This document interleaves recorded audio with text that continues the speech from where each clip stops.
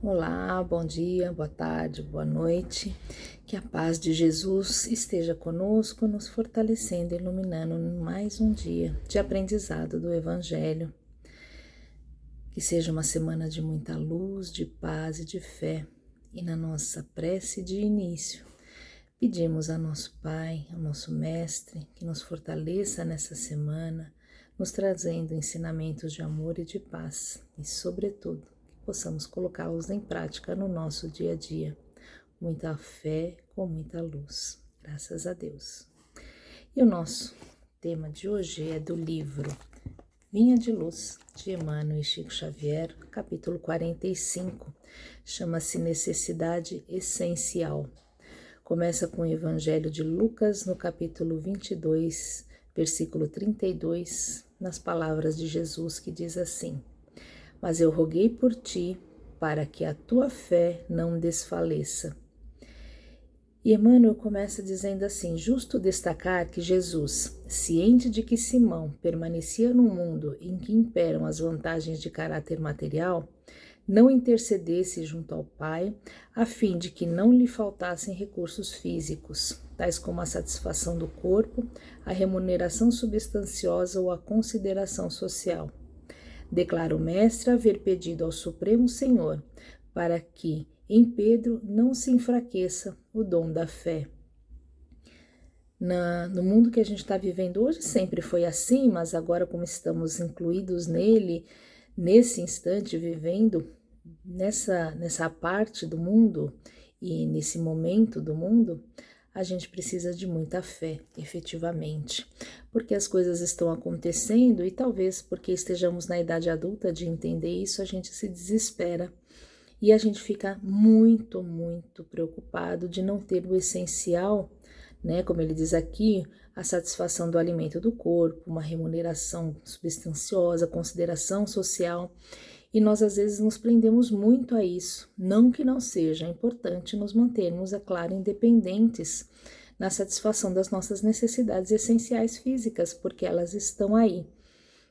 Mas ele pede a Deus, intercede ao Pai por Simão para que não lhe falte a fé, porque sem fé a gente não consegue nem levantar da cama, porque se a gente não acreditar que existem coisas boas acontecendo e que elas vão dar certo, os nossos projetos, os nossos desejos, ainda que sejam materiais, se nós não acreditarmos neles, se nós não levarmos adiante esse pensamento de confiança, a gente não faz nada. Então, ele diz assim: salientou assim o Cristo a necessidade essencial da criatura humana, no que se refere à confiança em Deus, num círculo de lutas onde todos os benefícios visíveis estão sujeitos à transformação e à morte. Então, quando a gente tem as nossas atividades e a gente trabalha por isso, a gente aprende desde pequeno que precisamos manter as nossas necessidades essenciais de alimentação, de convívio social, de trabalho, eles precisam estar no rumo, a gente precisa saber o que a gente quer fazer. No entanto, se a gente não tiver a fé maior, se a gente não acreditar e confiar que essas coisas vão ser levadas adiante, a gente não chega a lugar nenhum. Principalmente porque a maioria das coisas que a gente deseja, das quais a gente corre atrás todos os dias, são perecíveis e vão ser sujeitas à transformação e à morte. Parece meio pesado falar isso, mas sempre se fala que caixão não tem alça. A gente não vai levar daqui as nossas conquistas materiais, e sim aqueles afetos que tivermos conquistado, o conhecimento que adquirirmos, o bem que nós fizermos. Esse sim é perene, vai ficar no mundo e vai ser levado junto com a gente também, na forma de luz, de aprendizado, de crescimento. Esses são valores perenes e é sobre esses valores que Jesus pede ao Pai por Simão, Porque, claro, naquela situação de vida mais difícil ainda do que é hoje, mas não diferente, porque a gente corre sempre atrás das nossas conquistas materiais, a gente tem medo, a gente quer ter o melhor para a gente, para aqueles que estão do nosso lado, a gente quer ter uma segurança de não passar nenhum tipo de necessidade, ou os nossos filhos, ou aqueles nossos afetos, mas é preciso acreditar que tudo está no controle de Deus. Muitas vezes precisamos passar por essas dificuldades, até mesmo para dar valor a elas. E ele continua: testemunhava que de todas as realizações sublimes do homem atual, a fé viva e ativa é das mais difíceis de serem consolidadas. Reconhecia que a segurança espiritual dos companheiros terrestres não é obra de alguns dias, porque pequeninos acontecimentos podem interrompê-la, feri-la ou adiá-la. A ingratidão de um amigo, um gesto impensado, a incompreensão de alguém, uma insignificante dificuldade podem prejudicar-lhe o desenvolvimento. E é bem isso, a gente acorda de manhã cheio de planos, vou fazer isso, vou transformar o mundo, vou fazer um monte de coisa.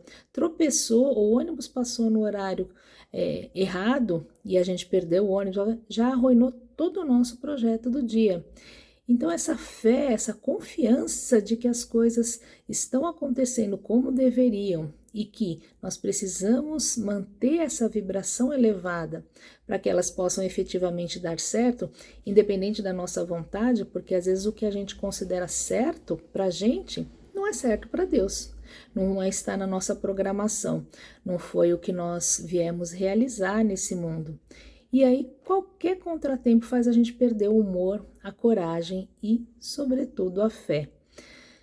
E ele já sabia, desde aquela época, que nós viveríamos esses momentos de qualquer coisinha a gente desanimar. E às vezes a gente fala assim, mas você não sabe os meus problemas, não são qualquer coisinha, eu tenho grandes problemas. E o nosso conselho é sempre olhar para aquelas pessoas que estão em maior dificuldade do que nós, para colocar aí uma perspectiva. E em geral, quando a gente está com raiva, a gente fala assim, mas tem gente muito melhor. Sim, tem gente muito melhor que a gente em situações mais confortáveis, mas não necessariamente estão felizes e ajustados à vida que estão levando. Eles têm outros tipos de problemas, mas ainda assim são problemas para serem resolvidos, entendidos e sanados de alguma forma. Então, se a gente olha para as pessoas que estão com mais dificuldades, a gente percebe que sim, tem gente melhor, mas sim, se aquela pessoa conseguiu algo melhor, nós também podemos conseguir, e também podemos ver que aquele que está lá, um pouquinho mais de dificuldade, precisa da gente para seguir adiante. Aquela história de todo mundo segurando na mão do outro para que todos saiam do poço. E ele termina assim: em plena oficina humana, portanto, é imprescindível reconheças a transitoriedade de todos os bens transferíveis que te cercam. Mobiliza-os sempre atendendo aos superiores desígnios da fraternidade, que nos ensinam a amar-nos uns aos outros com fidelidade e devotamento. Convence-te, porém, de que a fé viva na vitória final do Espírito Eterno é o óleo divino que nos sustenta a luz interior para a divina ascensão. A fé é uma conquista individual e só pode ser feita por cada um. A gente pode conseguir dinheiro, a gente pode conseguir poder, bens, enfim, o que a gente quiser, mas eles não nos pertencem. Agora, aquela chama de fé viva que a gente vê em muitas mãezinhas que lutam para que seus filhos tenham sucesso, para que sejam boas pessoas, naquela pessoa que trabalha com alegria, acreditando que não interessa quanto seja simples o trabalho dela, ela faz a diferença, ela pode fazer algo melhor. Naquela pessoa que chega cansada do trabalho e ainda tem coragem para brincar com os filhos, para dividir os momentos com a família. Naquelas pessoas que, apesar de todas as dificuldades, ainda conseguem doar um pouquinho de si numa instituição de caridade, para fazer uma prece por alguém. Tudo isso que mantém a nossa fé, porque a gente precisa acreditar que a vida, as situações do mundo são como são para que a gente possa aprender, para que a gente possa crescer e que essas dificuldades vão passar, porque Deus é o nosso Pai, não é o nosso carrasco. Ele não é vingativo, ele não é cruel e ele espera que sejamos melhores. Como diz Paulo, o amor é capaz de tudo. O amor, a gente fala, se a gente falasse a língua dos homens e dos anjos, sem amor a gente não seria nada. Então precisamos aprender esse amor, porque a hora que a gente entender que somos irmãos, que precisamos caminhar juntos, a dificuldade de um vai ser a possibilidade do outro de ser útil, de fazer o bem e de se sentir melhor e aumentar a própria fé. Que Jesus nos abençoe. Graças a Deus. E a gente não pode dar muita coisa agora de nossa parte material, mas a gente pode dar as nossas vibrações de muito amor e de muita luz. Então, nesse momento, a gente eleva os pensamentos até os nossos amigos espirituais para que eles nos deem a força que a gente precisa para tirar de nós o que a gente tem de melhor. E essas vibrações de luz possam envolver a todas as pessoas que caminham ao nosso lado. E nesse momento de tantas dificuldades, de tantas incertezas, da paz que a gente precisa para o mundo, vamos nos unir em pensamento e vibrar muita luz, muita paz para os nossos irmãozinhos que se encontram em guerra e em conflito. Que eles possam ser inspirados pelo alto, sobretudo os seus governantes, aqueles que têm autoridade, para que possam promover a paz e a fraternidade entre todos. Que haja justiça e não vingança, que possamos acalmar os nossos corações e aprender com essas dificuldades. E nós vamos vibrar pelos nossos irmãozinhos mais próximos no Brasil, que haja saúde, educação, trabalho, dignidade em todos os lares. Vamos vibrar pelos nossos irmãozinhos que se encontram doentes, nos hospitais, em seus lares, doentes do corpo ou da alma, tão precisada hoje de paz. Vibrando pelos nossos irmãozinhos que se perderam em vício, sejam eles quais forem, por aqueles que se encontram abandonados, nos asilos, nos orfanatos, nas ruas, que todos eles sejam reconduzidos ao caminho da fé, do equilíbrio, do amor e da paz. Vibrando pelos nossos lares, pedindo aos nossos irmãos que entrem e iluminem cada recanto, cada um que lá se encontre, sobretudo aqueles que temos maior dificuldade de entendimento, que possamos ser equilíbrio, luz e paz aonde estivermos, e deixando uma vibração em branco, com muita fé e com muita paz, para que os nossos amigos levem aonde for mais necessário. Graças a Deus.